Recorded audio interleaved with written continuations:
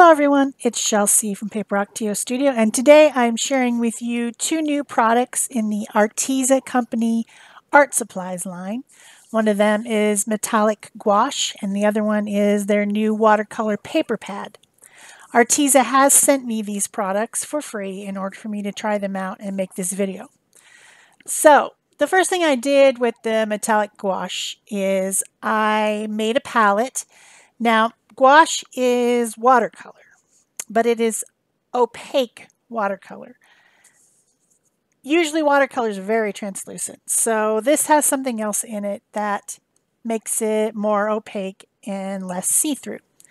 Also, in the case of this set, it has pearly stuff like mica in it to make it metallic, in addition to being gouache, which is an opaque watercolor. So I wanted to swatch it. I got out the watercolor pad, which is a nice weight of cold press, 140 pound or 300 GSM watercolor paper, reasonably priced. Both of these products are reasonably priced, as well as everything that ARTEZA sells. Really good prices and good quality for the price. I wanted to make a chart. I was thinking to myself that a metallic product would probably look really good on black, but I don't have any black watercolor paper or anything like that. So I don't even have a black sketchbook. I really need to get one because all my friends are sketching in black. So I made my grid on a piece of the watercolor paper, and then I painted some of the squares with black gesso to give me the look of what it would look like on dark paper. And then I, of course, labeled all the colors so that I would know which ones were there. This is always a good thing to do, swatching, when you get a new product and you don't know exactly how it works. This is usually the first thing that I do, just to try them out. Now, when you're using watercolor, you need to have 2 cups of water, one to clean your brush in between and one to get new clean water for each time that you pick up some pigment. So I've got my collapsible cup over there, and then I've got just a jar over here with the clean water. So I'm picking up each color, painting it on in the 2 squares that belong to it, and then cleaning off my brush, picking up the next color, and that way I don't get any contamination between the colors. I'm not touching them together. I'm not blending them at all. I just want to see exactly what's coming out when I use the gouache. Now this palette will dry out eventually, and because this is a watercolor product, I should be able to pick it up with water at a future date after it's already dry. So you don't need to worry about it drying on your palette and not being usable like an acrylic. This is a watercolor product, even though it's opaque. So the colors are Pearl White Rose, Pearl Noir, which would be the black, Pearl Eucalyptus, Pearl Emerald, Pearl Aqua Blue, Pearl Purple Iris, Pearl Scarlet, Pearl Bubblegum, Pearl Orange, Bronze, Silver, and Gold. So it's 12 color pack, and they're all loaded up with mica. The pigment itself is pretty pastel, however, so they're pretty light colors, as you can see on my swatching. I wasn't sure what I would get, so it's always curious to find out what you're going to get.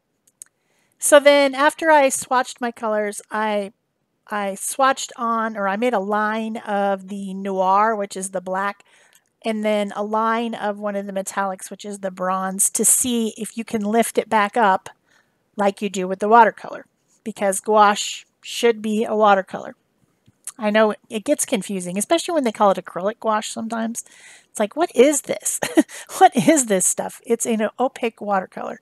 So as you can see, if I get a little bit of water on it and kind of rub it back and forth and then blot it, I can lift it back up, both with the pearl color and the metallic color. If I just dot the color on and don't rub it a little bit with the bristles of the brush, it does not come up. So if you were to just put, you know, like in the case of, say, distress ink, if you just put some water on it, it comes right up without any rubbing. This does need to have a little bit of rubbing action to get it back up. So then my next idea was to try some painting with it. So I took a piece of the paper out of the ARTEZA watercolor pad, cut it in half, so now it's 6 inches instead of 12. And I'm painting one of them again with the black gesso to get me some sort of a black page. And then I'll keep the other one white. I'm going to try to use all the colors in my compositions. So the first thing I did was to try some wet on wet because I didn't know how, if you get a lot of water on it, a whole bunch of wet water on it, what happens? Does the mica wash away? Or is there enough binder in there to keep the mica on the page even when you get it super wet? So I'm using a spray bottle. I've wet the paper already, then I'm using a spray bottle. I'm trying to get some drips and splatters and things. This is the emerald, the pearl emerald color I'm starting out with. And trying to get it to drip down the page, trying to get a lot of it on there with a lot of water just to see what sort of result I'll get. And then I go ahead and pick up some of the pearl orange and see what kind of blending I get. You know, green and orange make brown. If you guys didn't know that, that's what happens. And the colors really didn't blend together particularly. They stayed pretty separate even when I put one on top of the other. And I think that that might be something to do with the mica in the product maybe. The pigments didn't attach to each other and blend together and make an ugly color. I seem to get the orange to come out right over the top of the green. So that was wet on wet. With the black piece, I did the same sort of thing, except for I didn't wet the paper in advance. I just got lots of wet pigment on there and then sprayed it. This is the silver metallic, and looks pretty good on the black. Then I went ahead and used some of the pearl purple iris color, blending that in with the silver a little bit, getting it wet and getting lots of water on it. And then I added in some of the pearl scarlet as well on this background. I found that with the black background, you get a lot of the pearly, metallic-y stuff and not so much the color. And that makes sense because pigment isn't generally going to be opaque on black. Any pigment, unless you've got some kind of filler in there, you know, like with an acrylic paint, it's got polymers and stuff. So I'm going to be going back and forth. One thing about watercolor that drives me nuts because I'm so impatient. And the reason that I use acrylic almost all the time is because I don't like the drying time. I don't like to wait. I don't want to wait. So since I have two pieces, this is the way that I can handle my irritation and impatience with waiting, is by using two different projects at the same time and switching back and forth. So I got the white piece back out again. I've got some of this pearl bubblegum color to start, and then I'm darkening it up on the edges with the scarlet. And those two colors blend together very nicely. Then I'm using some of the bronze to make the centers up. These are cone flowers. It's probably one of the easiest things to paint without drawing or illustrating at all. You can just paint this so easily. So I used the bronze and then some of the pearl orange to make the centers of the flowers, to get that going. Then I mixed some of the emerald with some of the noir to make it a little bit of a darker color, because I already had emerald on the background, although that is really watered down emerald on the background. So I maybe could have just went straight with it, but I mixed it with a little bit of the noir black pearl just to get a little bit of a darker color, and made the stems and a leaf. Then I used some of the aqua blue color to make the bottom part of the leaf a little bit darker. Sprayed some water on it to get a few little drips to make this very impressionistic. You know, I'm not trying to go for realism here. I don't think you ever really do with watercolor, although I've seen some pretty darn realistic, you know, like landscapes and things like that done with watercolor. Then I decided I better add a third element to the page, trying out some of that eucalyptus, pearl eucalyptus, which should be a green color, but it's really just more kind of a, I don't know, a gray. And then the white rose is a very, very light pink, and I tried adding some of that to the petals. Actually, I think I started with the silver, and then that right there is the eucalyptus. So you can see there's two different colors of what's basically a gray in the set. And then I added in some of the orange to make some more details on my little butterfly. I do try to speed up a little bit with some heat tool action here and there, trying to get it dry faster because I have no patience. I think that having children just took away all my patience. I have none, zero. I can't wait for things to dry. So there's some of the noir again, filling in, adding some darker shadows with that. And a different brush. One thing you do need to remember about watercolors, you want a really wet, thirsty brush, one that can hold a lot of water up at the top near the ferrule. So that makes a lot of difference with when you're doing watercolor or gouache work, is the type of brush that you use to do your work. You kind of have to go with a fairly high-end brush, I think. Not, hundreds of dollars unless you're serious about doing watercolor, but 15 or 20 bucks at the local art store will get you a pretty decent brush. So then I'm repeating the same sort of a composition on the black, using the orange this time, and going over the area where I've already put some drippy stuff. As I'm doing the orange, I'm picking up and removing some of that background, which is making black come through. Didn't really like that. But that's my own fault. It's probably still wet, and I should have just made sure it was completely dry. So then I'm adding stems and leaves using the emerald color. Then I'm adding the centers with some of the bronze. It's not copper, it's bronze. It's less orangey than a copper. But another good option for my obsession with products which are copper or bronze colored. I'm sure its tube will be empty a lot faster than any of the others. So then I added a butterfly using the purple iris color.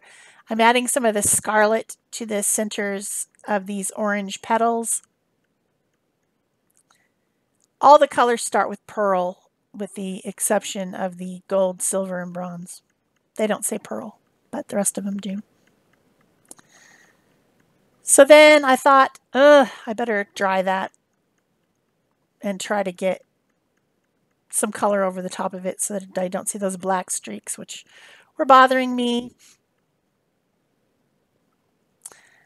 Purple and blue on the butterfly, a little bit of this white rose color, and I'm splattering with the brush because I like splatters with some of the gold and some of the white rose color. Trying to add in a little bit of shading with the noir. So I thought that this paint was fun, and I think that it's something that you should try if you haven't tried gouache before. This is a fun option. Gouache does come in colors that are not metallic or pearl. It can come in just regular, but it's useful, especially if you want something that's in between acrylic and watercolor. It's a lot more opaque than a regular watercolor. When I did my travel journal a while back, I used just 5 colors. I used black and white, red, green, and yellow in a little tiny tin, and that was gouache, and I did my entire book with that. So it's definitely a versatile product, and this is fun to have some of the metallicness or pearliness which I know is hard to see in the video. At the end, I try to show what that really looks like, because it's tricky in a video to see any type of metallic or shimmer. So then to finish off these watercolors, because I'm an illustration person, I went ahead and I'm using a foodball black pen to add in some sketchy lines. From watching other people's videos, when they're writing over the top of watercolors, I think the best choice is a metal tipped type of a pen, not a felt tip pen, because the felt tip will pull up the watercolor off the paper. So probably your best choice is going to be some type of a gel pen to do this. This one, the food ball, has ink in it, but then it's got like a rolly ball, like a metal rolling ball as an applicator for the end of the pen. I wanted to use a white gel pen as well, but I don't actually own a white gel pen. I need to buy one of those big packs of gel pens, probably from ARTEZA. I bet they have them. I'll have to look. But I do end up using a white acrylic paint pen, which does have a felt tip, but I risked it anyway to add my white highlights, because I just really think that makes the entire composition look much better when you do that. So I did that as well.